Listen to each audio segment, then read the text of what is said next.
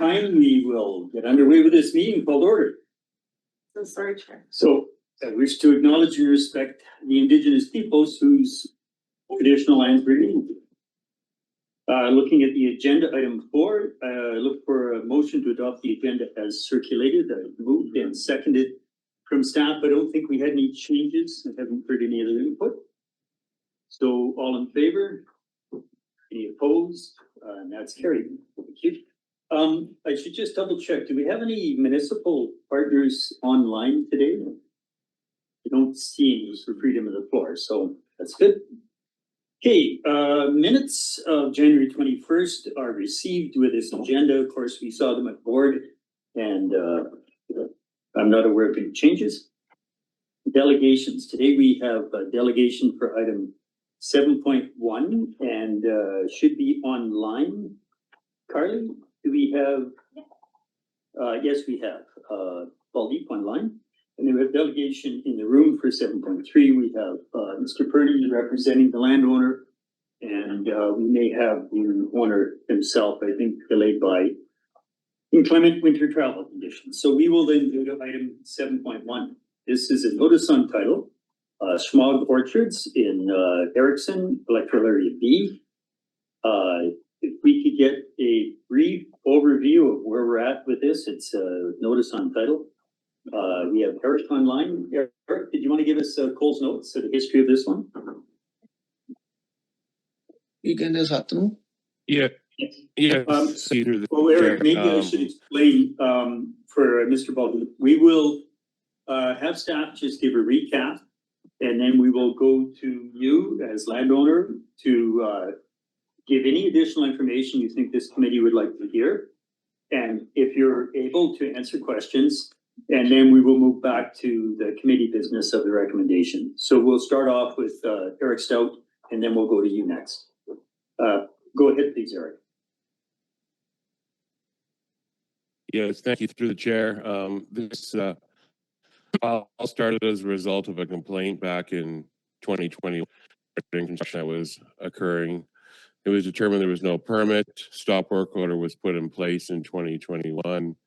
Property went through a development agreement, and that was issued in 2021. So follow-up communication from 2022 and 2023 regarding septic filing paperwork that needed to be submitted yet. We've also noted in a recent visit there that construction had continued to occur since the stop work order was posted. And these buildings, one is essentially now it's one building to facilitate for farm workers, a kitchen, outdoor kitchen area, and a bunch of washrooms in a stretch in the long row there. Eric, an email was Eric, could you pause just for a second? We're getting a little bit of interference with the sound. Mr. Baldeep, if you could mute right now, that might be why. Sometimes when there's two microphones open, we get it. You could mute for a minute, please, Mr. Baldeep. Then we'll go back to Eric, see if the sound improves. Are you able to mute there? I just muted, yeah. Okay, thanks. Carry on, Eric. Please continue. And so some communication was sent, requesting the septic filing paperwork, and some further up communication was sent in March that we needed, some better information on the drawings in order to do a code review. There's no response from the owner. The owner did reach out to me. This on title, the Rural Affairs Committee, and I resent the email back in March, and we're still waiting for septic documentation and drawings where we're actually able to do a code review. There's not enough information on the drawings to facilitate a code review at this time. So this is why we're here to place a notice on title until we can get this building into conformance.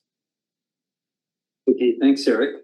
So yes, Mr. Baldeep, if you wanted to unmute now, this is your opportunity to provide this committee any additional information about the situation and staff's recommendation. And if you're willing to answer questions from the committee. So the floor is yours, Mr. Baldeep. And Eric, could you mute, please? Hi, Good morning. Yes. good morning. Yeah, did you have any information, either of you, to provide as to the status of what staff is recommending to put a notice on title? Or are you willing to answer any questions the committee might have? Yeah, because already because my English not really good, so please understand. Already I trying to septic tank issue, everything all okay, but only left septic tank. So I need some time. Just to clarify, are you saying that you have installed a septic system or you're still in Yeah. process? All but Left Rinda. some left and coming one person right now in India. So when he come back and then I submit all application completed. Hey, I think what staff is asking for is, there's two basic things. So normally with the septic, what we would see is a design from a Yeah, registered practitioner. That would be submitted to staff. Plus they're looking for other information about the buildings. yeah, I send all. I need some time. I already talked to Varun Pug, designer. So he coming soon and make all information. Okay, and would that be on both the building and on the septic system? Yeah, Okay. I'll just open it to the committee. Are there questions from the committee members of the landowner? I do. Director Popoff. Yeah, thank you. You're asking for an extension of time, is that correct? yeah, please. And the question that I have is how much time would you require to submit all the paperwork to the regional district? Month. I really appreciate it. Give me a little bit more, but I Yeah, want to soon as possible. But give me 4 months or 5 months, please. So you're asking, I'm not sure I understood you, but through the chair, are you asking for about a 4 month to a 5 month extension? Is that correct?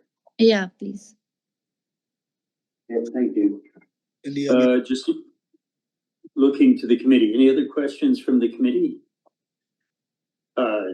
Go ahead, Director Hanegraaff. Are the buildings occupied or being used in any way right now? Unclear. To the Baldeep, so the buildings in use, is there or has there been anybody occupying these buildings? No.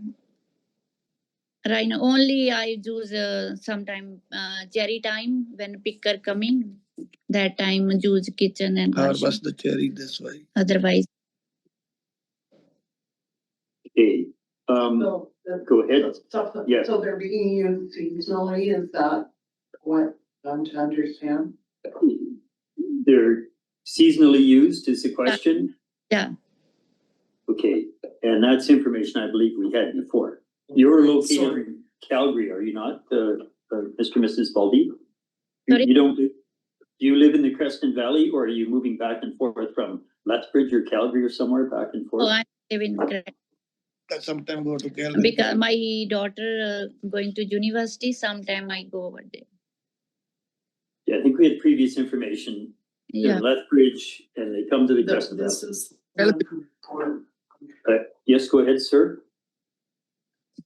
Sometime go to Calgary, right? My daughter go to the university over there, and all the time I living Creston. mostly in Mostly. Creston. Oh, mostly in Creston. Yeah. Okay. I had another question. I don't see any others right now. I guess, if you understand the full process of a notice on title, when we recommend as a committee to the board to place a notice on title, and that decision, if it comes, would be tomorrow, not finalized today. That is for the protection of the regional district, that any thing that may happen due to occupancy of these buildings, if they're not deemed safe or the septic's not in place, et cetera, is really highlighted as that's on the owner. That is not on the regional district. We don't have the information to work with you as an owner to complete a building permit process. However, the part, if you understand, a notice on title could be placed in the near future. You can still carry on, do the work you have to do, and submit the information that the building department requires. And then when that's done, you would then apply for a removal of notice on title. That's a pretty normal process. And we, in fact, the next business item on this agenda is to do exactly that. Somebody who has taken years of non-compliance, I will call it. And finally, the regional district said we have to take this step of notice on title. And then finally, when they got around to completing what they needed to complete, they are applying for removal. So do you understand that process? Putting a notice on title would still leave the onus on you to continue to do what you need to do to be in compliance with the building bylaws and health regulation. And then after that, you would apply to remove that notice on title. Has that been explained to you before? Can you provide a notice on title right now, please? Because as soon as possible, I done everything, please. Okay, so thanks. Your request is understood. Any other questions for the landowners from this committee? Just looking online, I don't see any. Okay, so I think we have the background we need. So if Mr. and Mrs. Baldeep, if you wouldn't mind muting again, then we will, as a committee, have our debate on what action to take.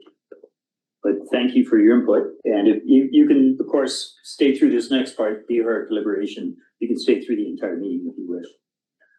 So to the committee then, we have a recommendation from staff to place notice on title.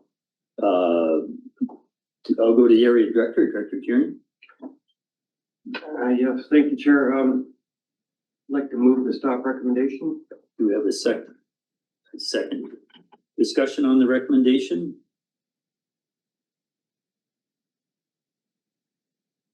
This tends to be a fairly straightforward process when we have something taking several years to get to completion. So I've not seen any hands or discussion or any further information from the committee. So we'll go to Director Popoff. Go ahead. Yeah, just through the chair, to be clear, I would feel more comfortable if the applicant understood that they can remove the notice on title after they've completed all the work that's required by our building inspection. I tried to make that point. I'm sure staff will immediately, perhaps following this this item on the agenda, reach out and maybe make sure that that's understood. This isn't the final step. This is an interim step in trying to get to compliance. So I don't know what else to say. Further discussion on the recommendation? Seeing none, all in favor of the recommendation online. Any opposed to this recommendation? Seeing none, that is carried. So to the Baldeeps, that recommendation will go to the board tomorrow. I just realized I had my camera off. I apologize for that. I usually try and leave it on. That recommendation will go to the board tomorrow for their decision. And you may want to talk to Mr. Stout about process from here on. Thanks very much for presenting as a delegation. We will move on to item 7.2. This is a notice on title removal for the Dean's property, Cedar Creek Road in Winlaw, electoral area H. Mr. Stout has given us the signal that all deficiencies or actions that needed to be taken have been cleared up. And he's recommending removing notice on title. Director Popoff? Yeah, thank you. I'd like to move that recommendation. Do we have a seconded? Go ahead. Okay, yeah, just to show that there is a possibility of removing the notice on title, and this is one example of removing the notice on title when the applicant has completed everything that's required by our building inspection department. And I'm glad, I'd like to thank staff for their work on it. and the applicant for their work on it, trying to meet our requirements. So thank you, everybody. Okay, further discussion on the recommendation? Nobody online, seeing none, all in favor? Any opposed? So that is carried. That also goes to the board tomorrow for their decision. So we will move to item 7.3, subdivision in the ALR, Goddard. We do have now both, the applicant, welcome, Merck Goddard, and John Purdy representing him as well, or assisting him with the applications. So I believe you understand the routine. We'll ask staff for the Coles notes and where we're at. We've seen this before, and then we'll go to you as a delegation. So please go ahead. Great, so the purpose of this report is to consider an ALC subdivision application in Kitchener in electoral area B. The proposal would allow for the boundaries of 5 adjacent parcels to be shifted, resulting in a total of 4 parcels. Staff are recommending that the board support this application and advance it to the ALC because although it is a subdivision application, it actually reduces the fragmentation of ALR land and proposes lot sizes that are sufficient for operations, which are also consistent with the lot size set out in the zone. Okay, we can go to the delegation and maybe return to questions to staff if that works. So yeah, either Mr. Purdy or Mr. Goddard, if you want to come up and join us. If you don't sit at the table, these pieces of technology won't pick up your voice. It seems to work really good 10 feet away. That's why I'm always a little noisy. And it doesn't work 20 feet away. Well, thank you, Mr. Chair, for just here to answer any questions with respect to the application. Okay, so any questions for the applicant? I had one in general, and it's maybe more sort of a technical. The mapping, there's a noted indication in there that the areas and stuff changed. Was there a discrepancy between the RDCK mapping areas and the cadastre, or is there some other database used? No, there's always going to be discrepancies between cadastre and database. The ALC application asks that you use map areas derived from our cadastre bases, either DC parcel map or the RDCK zone mapping. So those are the initial areas that I derived for the entire parcel and the individual parcels. This Jasenko suggested I use the BC assessment values as noted in all of the property reporting, difference of about 5 hectares altogether. I think at the end of the day, once we are in a position to coordinate a full legal plan redraft, if we get that past the ALC, we'll probably see the difference, but I think it will come in around 57 hectares. But yeah, my areas were derived using good methodology for measuring our digital information on a cadastral basis. It just doesn't quite match with the BC assessment values. Okay, and I know there's no recommendation on the floor. And the reason I'm asking this is we get quite sensitive over 5-10 fingers, in spite of all my construction work, kind of happened. Single digits and tens and all these things, we get very fussy about increments. And I know from my history of surveying, and of course you're much more technically aware, the difference in combined scale factor makes a difference. Is that part of the difference?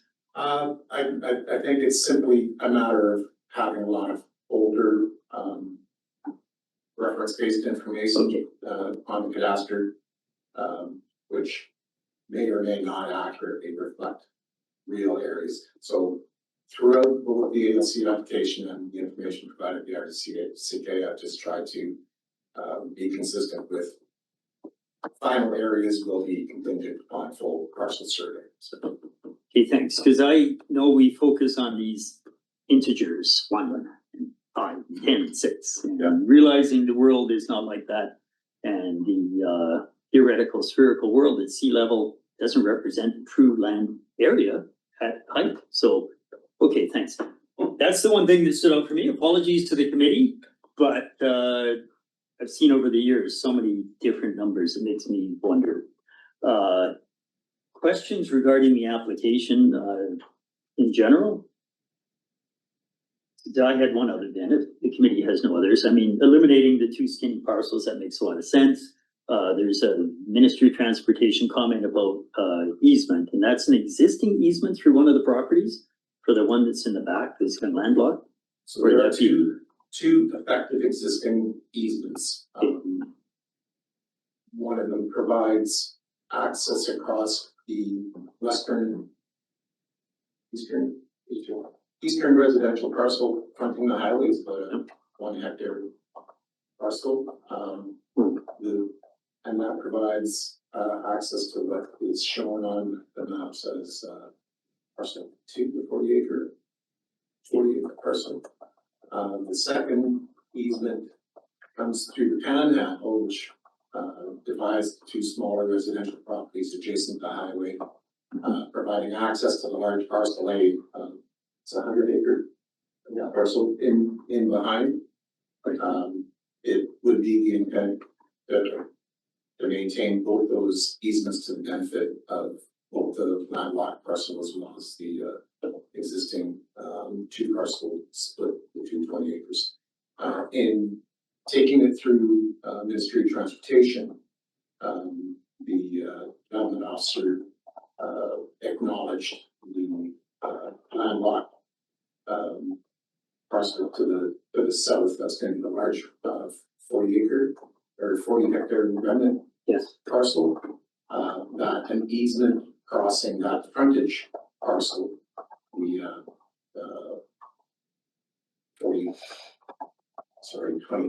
25 acre parcel would be appropriate given the current circumstances and existing driveways. So we don't anticipate any issues with respect to easements maintained or easements granted through the Ministry of Transportation. Thanks. I know there's been concerns about, emergency access to residences or not quite being clear as to access, and highways generally doesn't like easements, but these are existing, so that's. Yeah, and both driveways are good driveways. There's actually 3 driveways accessing the whole assembly of parcels. And I don't think it would be in the interest of the ministry to see any new or additional driveways created. It's not a great location, coming into the passing lane, going up the hill to go fill at that location. And if you extend the panhandle from the remnant straight up to one side, that would disrupt more land because the existing driveways to the side. So, okay, that makes sense. In that direction, Mr. Chair, again, and we pulled that back. The easement across that first parcel was acceptable. Makes sense. Other questions of the applicant, from the committee? Not seeing any. This is fairly straightforward. Thanks very much. If you wouldn't mind returning to the gallery, we will move on to any questions for staff, or this is in electoral area B. Maybe I'll go to Director Tierney next. Thank you, Chair. Thanks for those clarifying questions. And I'd like to just move the staff recommendation. Okay, that's support. Is there a second? I see a second. Discussion on the recommendation. This is something we have seen before. Not seeing anyone in the room, not seeing anyone online. So given that, all in favor of the recommendation to support? Any opposed? That is carried. That will go to board tomorrow. Thanks very much for coming in and coming over the pass and or the ferry. Thank you. Okay, great, thank you. We will go to item 7.4.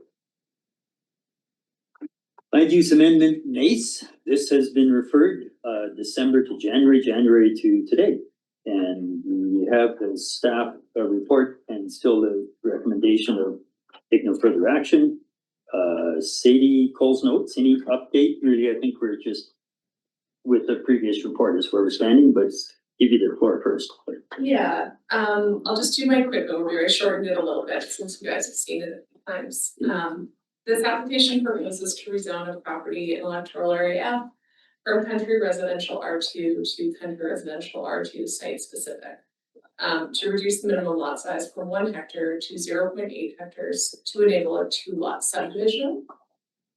The applicant would like to build a second residence on the property so that her father-in-law can age in place nearby. The current zoning already permits the construction of this second residence without subdivision. However, the applicant would prefer to create a separately titled lot on which to build for personal and financial reasons mainly. From the planning perspective, the proposal does not represent unique circumstances that justify the reduction of the minimum lot size. By subdivision, this would double development potential, create undersized lots, and increase risks related to groundwater, sewage, and ecological impacts.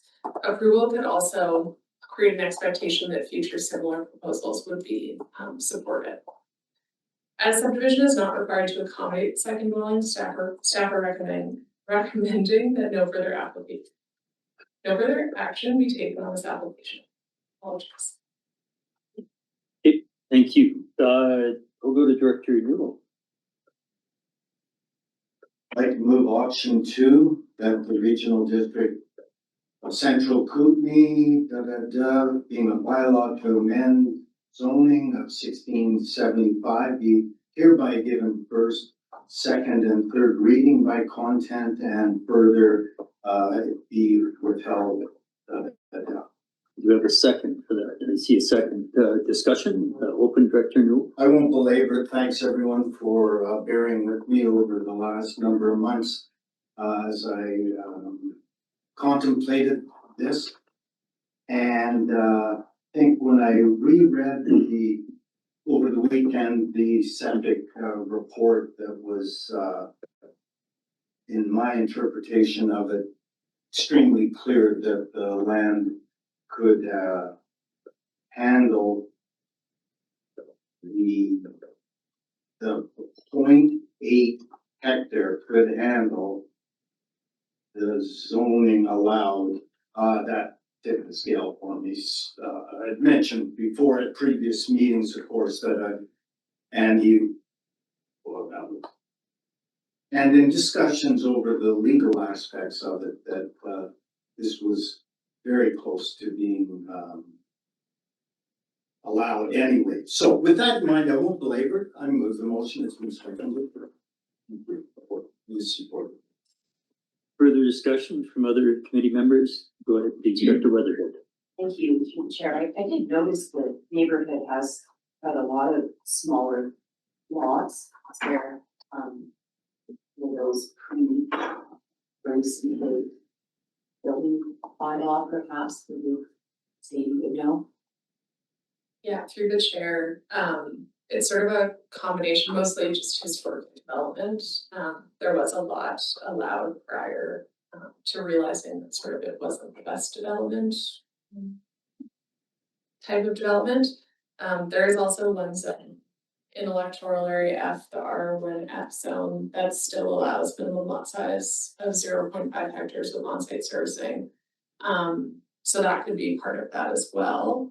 However, while that zone exists in the bylaw, it doesn't represent the current best practice. Further? No, Watson, please go ahead. I hope my peripheral vision is not getting worse over time. Mine's terrible around there. Please go ahead. Thank you through the chair to staff. I just want to know how much work you put into this and appreciate best practice versus on the ground context and those fun conversations we have. My question is that the flag for me on this was that based on Bill 44 and those additional ADU potentials that while we split these lots, we're actually potentially increasing to 2 per. So my question is, does there need to be an additional parameter that limits via the zoning amendment that ADU is not permitted?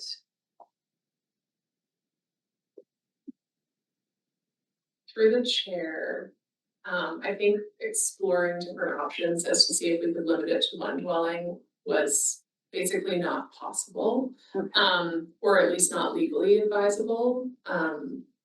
So I think it's essentially the question for us, do you want to allow 2 dwelling units on each property and create that new property to basically say 4 are going to be allowed on this area?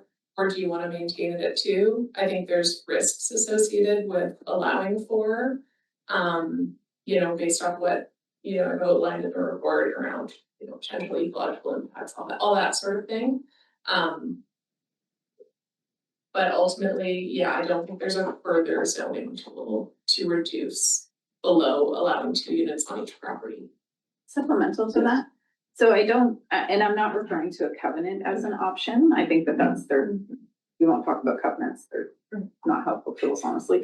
What I'm referring more to is, and maybe my question, if you can't answer this, is our limitation in not being able to say, and you're not allowed the additional ADU that Bill 44 requires us to do because Bill 44 was put in place, like previous to that, would we be able to not say limited to this many dwelling units as a site specific zone? Spot Zone, whatever you want. Spot is, we would not great. Yes, I know. Through the chair, so are you asking, could you say only one dwelling unit be permitted on each proposed parcel in a site specific context? Yes, on a site specific context. Or does Bill 44 preclude us from being able to actually do what we need to do?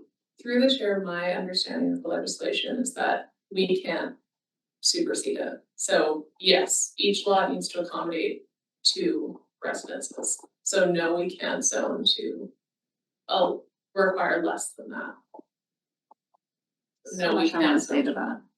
Not against you, but just Yeah. give us a job and then tell us we can't do it the way we need to do it. I don't see anyone else. Well, maybe I will go next. I do see Director Vandenberg now. Just to follow on that, this recommendation will not allow 2 units per lot. That's subject to further authority. It won't allow it. It creates a path for an application based on sound scientific input of the registered wastewater practitioner. It doesn't allow 2 units. It doesn't allow anything in particular because we're not final authority on the next steps. It's just a path that is open for somebody to come up with the scientific solutions to accessory dwelling unit or a suite within or expanding a house that has 8 bedrooms instead of whatever. That's the path that say I followed to have a 7-bedroom house. And the path there was to get approval for the septic, have 2 septic systems, existing and the newer one. So we're not allowing 4 houses. We are creating a path for other authorities to only evaluate if it's safe. So that kind of comes around to what I just kind of wanted to observe is that here's 1A, that the words, 0.8 hectare versus 1 hectare could lead to ecological degradation. So an integer is an arbitrary best practices. And it essentially, statements in our documentation equates the presence of humans as environmental degradation. That's what it does. That's maybe true in some ways. And I see the environmental degradation, not necessarily on these closely, clearly focused properties where people are treating their own backyard with care and attention. I see the degradation on the 179 hectares of 2 parcels stripped bare in Windle a few years ago. That was environmental degradation. And our focus on that would be more productive in the long run than the individual focus of blocking a path for somebody to potentially at some future date look at a scientific solution to their desires. May never be this couple, maybe the future owner of the newly created parcel. So then, building on that, I see also statements that less than 1 hectare is not a sustainable form of development. As an absolute statement, it seems, whereas I understand, less than 1 hectare is recognized, and even based on yesterday morning's presentation, as a best practice. It's not a statement of not sustainable development. It is a statement or a parameter of a currently recognized best practices, as I see the transition from my professional career of conventional to non-conventional as the only metrics, which included municipal sewage treatment systems back when in the 70s. In the 80s, I was working on a municipal sewage treatment system in the 80s, a big one, down in Vancouver, GBRD, to the transition of type 1, 2, and 3, which has not flushed itself out. So we can't state less than 1 hectare is not a sustainable form of development. I don't see how we can, as a regional district, take that position. It is not our authority to state what is or is not a sustainable form of development. There are best practices guidelines today. So why have a mechanism for amending zoning at all? I think the Local Government Act requires it. It requires it to allow site-specific examination of not suppositions or broad statements of what is or what isn't sustainable, but based on the merit of an individual site. and this is one step in a path, which may lead to no further development based on the further scientific examination of that very specific site. So I have no difficulty supporting this recommendation. I'm not, you can say what you want, I just want to state my rationale. The public is listening for why I see this as being an acceptable path, because it is not a conclusive path. I do have Vandenberg and Popoff. Director Vandenberg? Through the chair, question is to staff, as we go through this, can the applicant do any background, conversation with a certified installer designer? So that they know the type of system that they would be looking at having to put in? I don't see that anywhere, other than IHA saying they don't support it. That they also say that they've got some positive, coliform and E. coli bacteria tests on adjacent. Great, so just that part. Yeah, through the chair. Please. So as part of they sort of got two applications in stream right now. They have the one with the RDCA, of which the subject report, they provided it, but it doesn't so much form this application. They initially submitted it for their Ministry of Transportation submission application. So that report is currently insufficient only because they haven't drilled the well yet. The subject report that they submitted from their, I'm not sure if it was an engineer or wastewater professional, but authorized person, does identify two locations on proposed well. The only factor we don't know is, you know, if they have proposed their well in a certain location for the one plant. So if for some reason they tried to put it there and they didn't get water, they would maybe need to shift around the location where they identified for septic. But if they could drill the well where they proposed, then they would have sufficient septic dispersal areas to satisfy our subdivision bylaw. Well, that was the biggest thing for me coming through the chair, is Yes. that some background check has gone into it, some contemplation for the provision of the septic system, because setbacks and the proximity of water is both aquifer and surface water. It has to be a consideration. In my experience, the only other thing, and I'm fine with it as long as it's properly designed. There could be a cost to it. The only other consideration is, in my experience, is that if the system fails, you're hooked. There is no other place to put it on, and that does happen. Director Popoff. Thank you, Chair, to the Chair.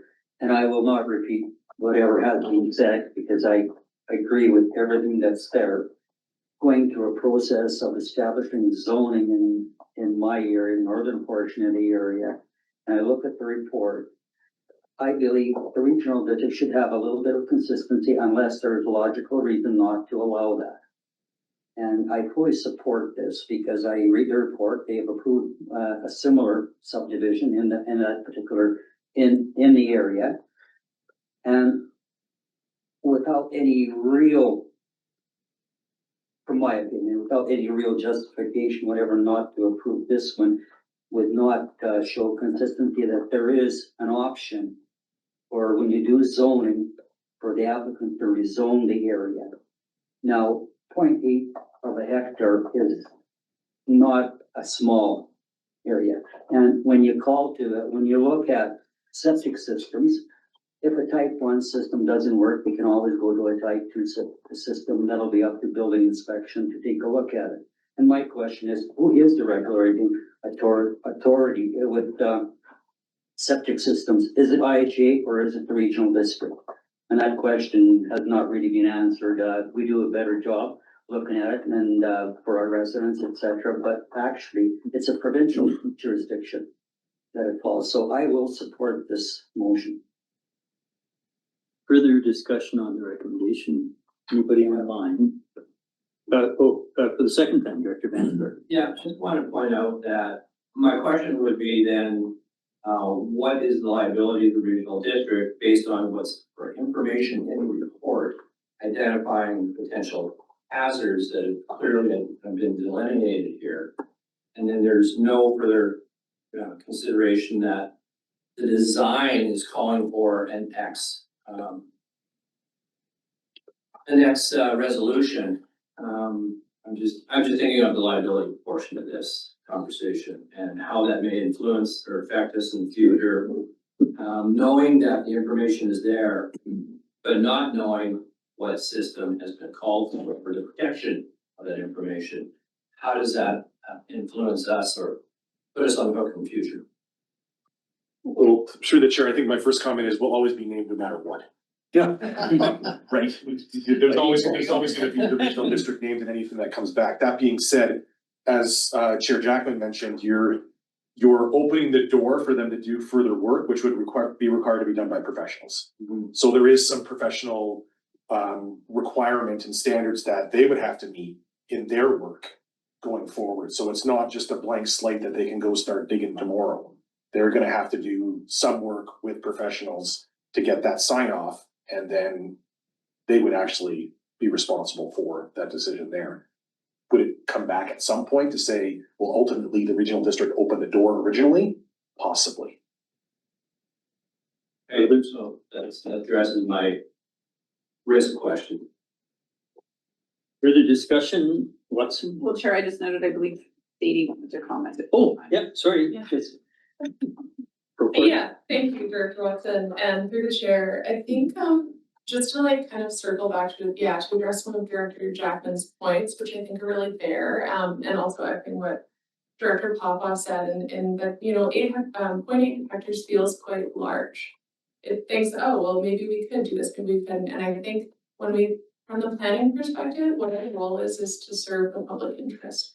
It's to think about the long-term cumulative impacts that can happen on properties.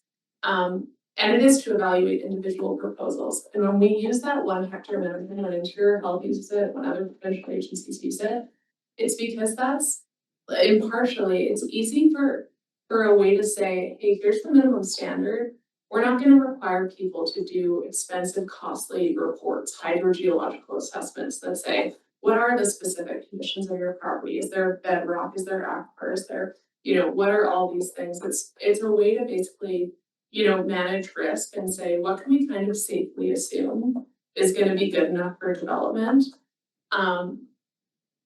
Because I think we understand that people don't have a ton of money to do these studies and wanting to make it more complicated for people. So you're right that the 1 hectare minimum, there could be lots smaller that would accommodate it. But from a planning perspective, when we look at the long-term outcomes, we understand we're in a rural area where people don't have maybe the means to do these reports, that it makes sense to maintain that sort of bigger lot size that we know is going to be safe. So I kind of just wanted to address that point.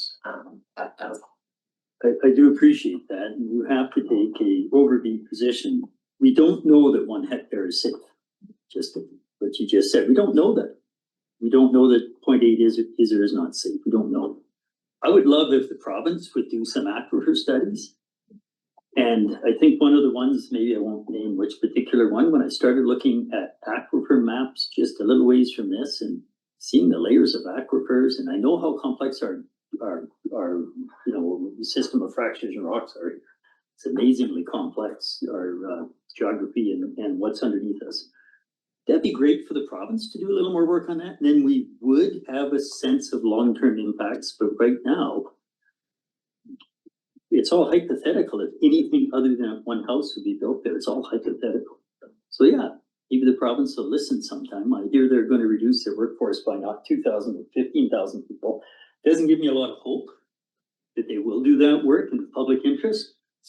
Unless we have concurrent spheres of authority over health, which I had a discussion with our previous development general manager of development services, concurrent spheres of authority,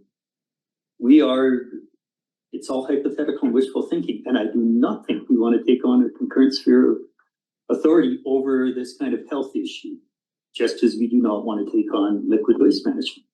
It's the province to do that. So sorry for pontification further, Director Newell. I'll just in closing, if I may, Sure. and not to be I presumptuous. have no other speakers right now. From the septic report on Steve Van Hemert. That was last April. The requirements of the regional district subdivision bylaw regarding sewage disposal can be met. First point, each lot has been assessed based on type 1 septic tank treatment and trench disposal system. Each lot is self-contained, providing an initial and replacement sewage disposal area. Sewerage, at point 3, sewerage holding tanks are not proposed. Thanks. Further discussion. Recommendation is to proceed. Seeing none, all in favor? Any opposed? Once again, Board Chair Watson said it, we do appreciate your overall guidance. How we're gonna get past this with the science, I don't know. Thanks. So that is option going to first, second, and third reading tomorrow. We'll go to 7.5. You get to stay here. Small scale, this is Sadie's report. Small scale multi-unit housing, zoning alignment, areas FIJK. We have staff recommendation, we also have alternative recommendations. Not quite sure how to jump to this one. So this one I do just want to open up because I don't see complete alignment between the 4 directors. But if you can give us the Coles notes and we'll go from there. Thank you, Chair Jackman. I can, they are slightly longer than my normal Coles notes, but I think it's all necessary. So in the summer of 2024, the RDCK board adopted zoning bylaw amendments to comply with SMA legislation. The intent of those amendments was to ensure that 2 dwelling units were permitted in restricted zones. Generally, that was low density residential or agriculturally zoned lots. The permitted housing forms included single detached houses, duplexes, secondary suites, and accessory dwelling units, which we call ADUs, depending on lot size, zoning, and location. Importantly, the intent was not to allow 2 separate single detached homes on one lot. After the 2024 amendments were adopted, staff identified that an unintended error in the bylaw had been written. As it was written, the bylaw could be interpreted as allowing 2 single detached houses on one lot, which was contrary to the intent of the original amendments that the board adopted. The purpose of this amendment now is simply to correct that error and update some formatting and terminology to make the bylaws clearer and more consistent. Now, at the January Rural Affairs Committee meeting, staff brought forward amendments to address these issues for all zoning bylaws. For the RDCK zoning amendment bylaw number 3053, which is the amending bylaw affecting the zoning for electoral areas FIJK, who share one zoning bylaw.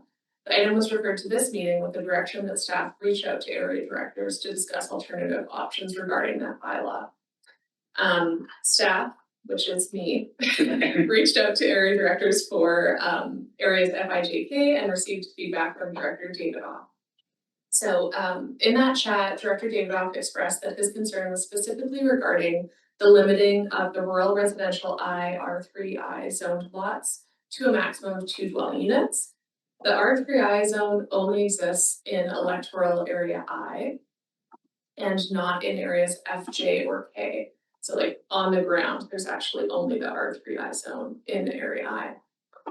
Director Davidoff expressed a desire for the R3I zone to return to the density provisions permitted prior to the initial 2024 SMA amendments, but also allow 1 accessory dwelling unit to be permitted on those lots as well in accordance with the 2024 changes. So given Director Davidoff's concern, an option to remove a mention of the R3I zone from the current proposed amendment and to direct staff to prepare amendments in line with this request is provided. To summarize, this report presents 2 options. So option 1 is consistent with the recommendation that was brought forward last month. This corrects the error, makes minor clarity improvements, and keeps the density approach adopted in 2024 for the full bylaw. This option would give first, second, third reading to the bylaws as presented. Option 2 responds to the concerns raised by Director Davidoff and only affects area I, as properties in area I have the R3I zoning. What it would essentially do is remove the R3I zone from the current amendment that's being considered for first, second, and third reading, and staff would be directed to prepare the revised amendments for the R3I zone in accordance with the alternative solution, and the rest of the amendments for areas FIJK can move forward today. Okay, thank you. So I have initially speakers Davidoff and Watson. Please go ahead, Director Davidoff. Yes, Chair. For the reasons stated, and we had fulsome conversation with staff, I'd like to move option 2 for discussion purposes, please. We have a second for option 2. Is seconded, please go ahead. Can we note Oh, yeah. what the options are when we do Yeah, that? so, and just quite right, flipping back to, lots of screens open here. You want me to read it? I'll read it. Okay. Option 2, amend the proposed bylaw by removing mention of the rural residential R3I zone.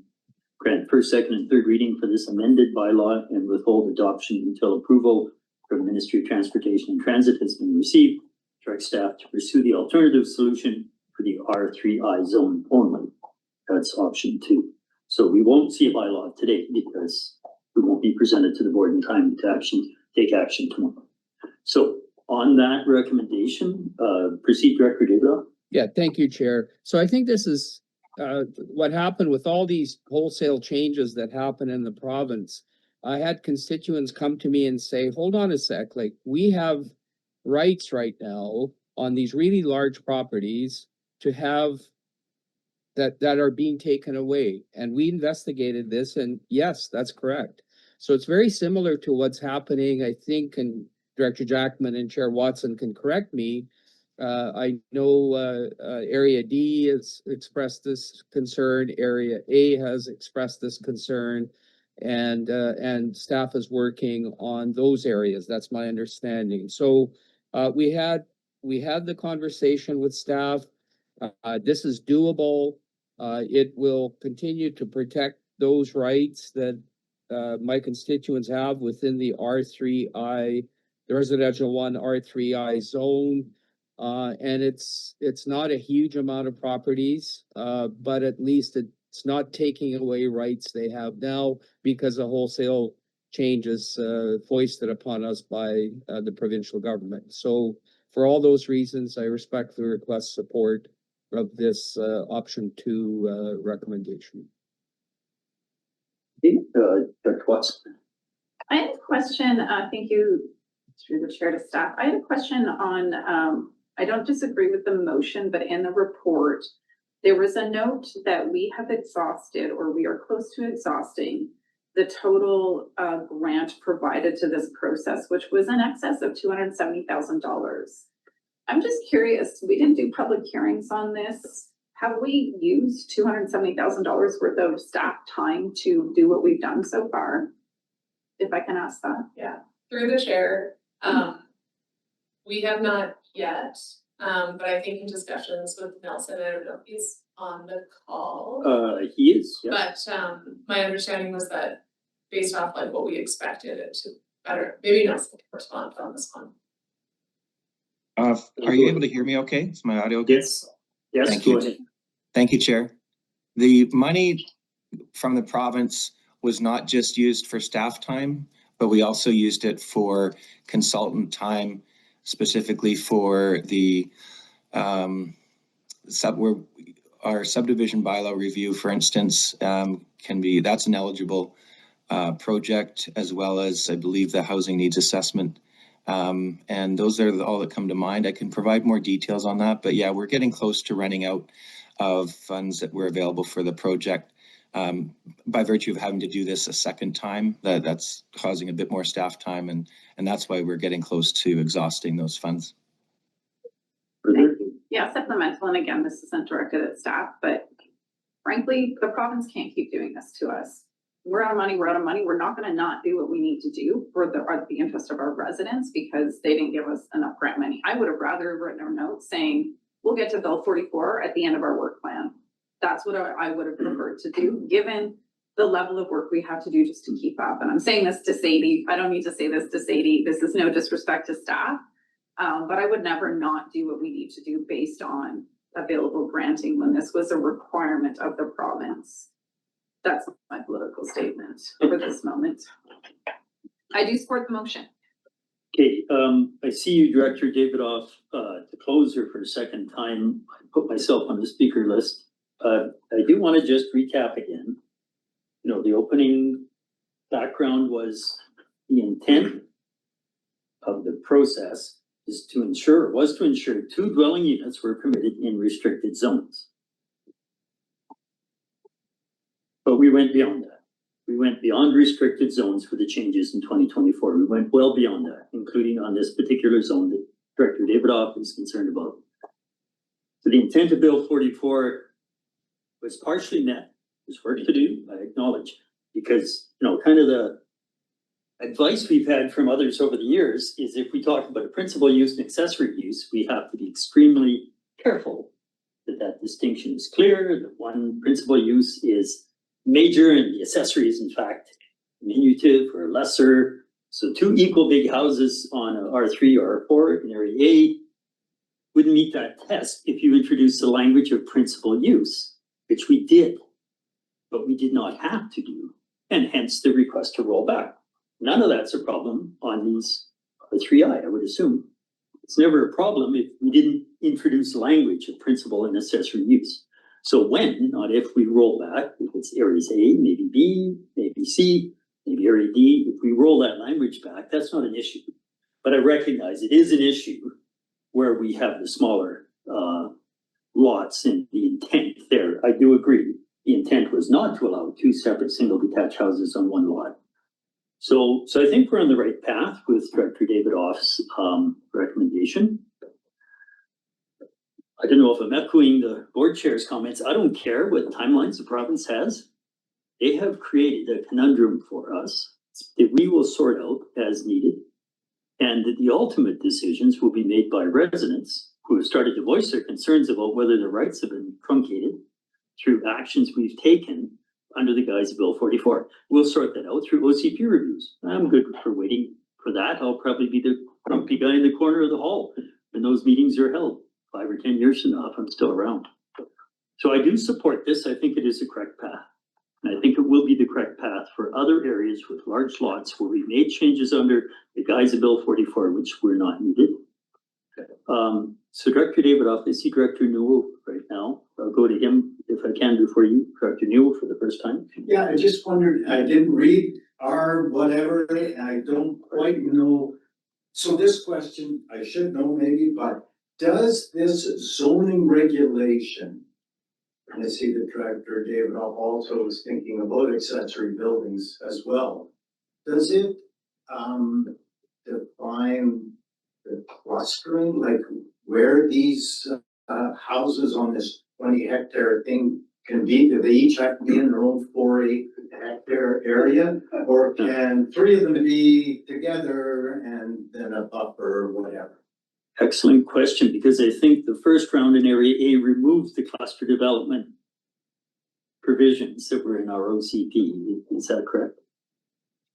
Well, through the chair, maybe I'll answer Director Newell's question. I think that'll answer both.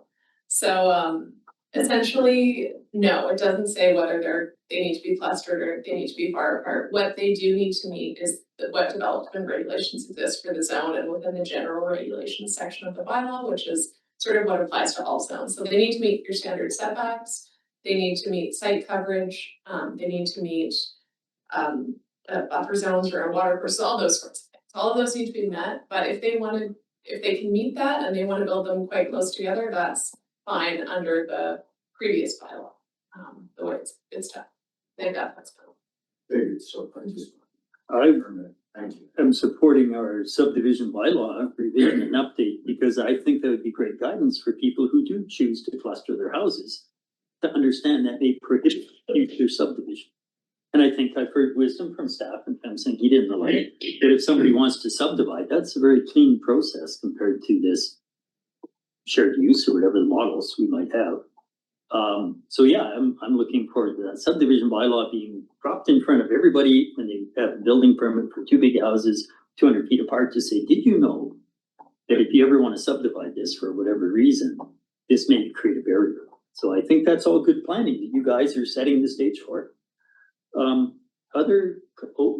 Yeah, just one comment, because I think it's a good point, and my only concern with that is that at the building permit stage, that's being looked at, by our building officials, by our plan checkers, who don't necessarily have the planning expertise to look and advise regarding subdivisions.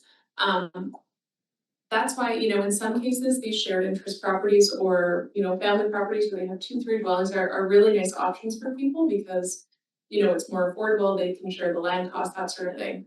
But ideally, there is a benefit to the landowner to require that, say, through a bylaw amendment application where, you know, 3, 5 dwellings are permitted outright, but they have to actually come before the board, they have to come through staff first. We can tell them, we can flag that kind of thing with planning expertise, hey, heads up, like, you might not be able to subdivide this later because you're proposing it so close. I'm not sure that that's gonna be something, a conversation they have if they only have to apply for a building permit. So I just wanted to flag that, it's in the report, but, yeah. And that would be a good procedural review at some point in time. I know some people, one of the people who was just in the room this morning had both expertise because I think his job was split between drawing review and subdivision application review. And that'd be a great set of skills to have for all of your colleagues. Just giving you a bit of time, nobody else on this one, Director Davidoff, if you want to close. Yeah, thank you, Chair. I appreciate the discussion. This was really, we spent a lot of time on this in 1995, developing this option. Our residents wanted it on really large parcels of land. And the key thing is that when this provincial change came, I guess it was an unintended consequence, and boy, did I hear about it. So I respectfully request the members of the Rural Affairs Committee to support this, to continue to support this option for residents of Area I who are in this zone. Thank you, Chair. Seeing no other discussion, all in favor of recommendation 2, or option 2. Any opposed? So that is carried. That will go to board tomorrow, and we won't see the partial bylaw amendment back in front of us for a month or more. Yeah, Chair, just on privilege, I want to thank staff for all the time that they've taken working with us to present this option in a way that everyone can understand very easily. Thank you. Thanks. Yeah, those little pictures, that helps. Show me a picture. It's worth 10,000 words of my words. And pie charts. There's no items under 8. Under 9, we have 9.1, 9.2, and 9.3. Thanks, Steve. These are 3 community works applications, all looking for the funds from the impacted area, from their own backyard, so to speak. There is H and area I. It's up to the committee. We can move them as a block. I'll move all 3, Chair. Might as well do it. Block. We have a second discussion on this block of recommendations. Seeing none, all in favor? Any opposed? Those are all carried for tomorrow for board. And when I turn the page, I see public time. We're a little earlier than we can predict at different times. I see we have Valley Voice and Observer online as public. There's no public remaining in the room. If anybody wants to ask a question of this committee, please unmute now. Just give you a moment. I guess I better check chat. Sometimes I see something in there. Yeah. Chat says nothing, or okay, nothing in chat. Just another second in case somebody needed to unmute. So hearing nothing, there are no input from public time. My computer says 11:03, 10:03. Take a recommendation, a motion to adjourn.